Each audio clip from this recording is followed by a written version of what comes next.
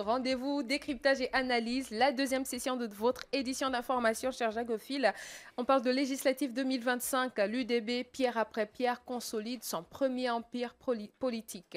Les unes ont parlé avec force et leur écho retentit au profit de l'Union démocratique des bâtisseurs UDB. Selon le ministre de l'Intérieur, Herman Imongo, les élections partielles du 18 octobre 2025, Antoum Mouabi et à l'étranger ont confirmé la domination du parti au pouvoir, véritable forteresse électorale, reflet de sa puissance et de sa capacité à mobiliser ses électeurs. Ce succès ayant un bémol en Toum avec la domination du PDG. La victoire de l'UDB s'explique par une organisation bien rodée, une stratégie efficace et la fidélité d'un électorat engagé qui renforce la mainmise du parti sur la vie politique nationale gabonaise. Qui domine le paysage électoral à l'international et quels enjeux se profilent en Tom? À l'international, Ngonga Ella Rostan Michael s'impose avec 85,88% des suffrages, laissant Vono Cyriel du CLR à 14,12%.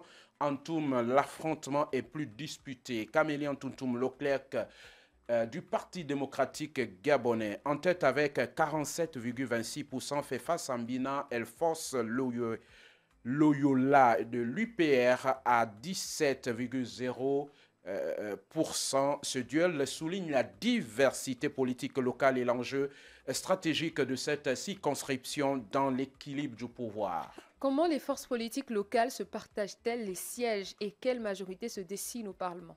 Le PDG conserve 9 élus tandis que l'UDB décroche 7. Avec 103 députés sur 145, le parti de Brice Clotaire Oligingema est construit pierre après pierre. Une majorité stable et durable capable de peser dans les grandes orientations législatives et de maintenir son influence dominante sur l'agenda politique national.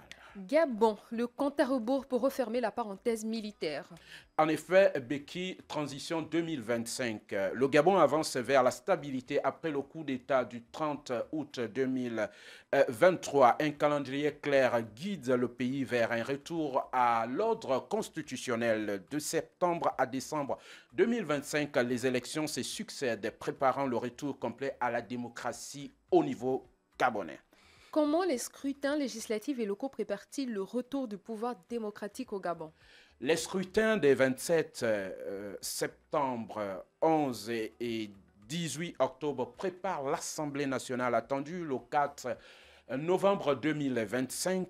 Les sénatoriales est prévues les 8 et 29 novembre 2025 et viendront compléter ce dispositif avant la mise en place du CSE le 1er décembre 2025. En quoi l'installation du Sénat le 15 décembre symbolise-t-elle la fin de la transition et l'émergence d'un régime bicaméral complet? Le 15 décembre 2025, l'installation du Sénat marquera la fin de la transition en République gabonaise. Ce moment symbolise le rétablissement des institutions et l'entrée dans une nouvelle ère démocratique. Parlons des 10 000 ordinateurs offerts par le président Oligui Nguema pour ouvrir les portes du futur. Le 18 octobre, au Palais des Sports de Petit Paris, dans la capitale gabonaise Libreville, le président Brice Clotaire Oligui Nguema a remis 10 000 ordinateurs aux étudiants, lançant le programme Un étudiant, un ordinateur. Claire Onella, étudiante, y voit une grande fenêtre d'opportunité. Comment un simple ordinateur peut-il devenir un phare dans la brume des difficultés académiques et guider chaque étudiant vers la réussite? Pour Alexis Bourobou, étudiant, c'est un accès facilité au logiciel. Pour les créateurs de contenu comme Diel Dizambé, c'est une rampe vers la réussite professionnelle.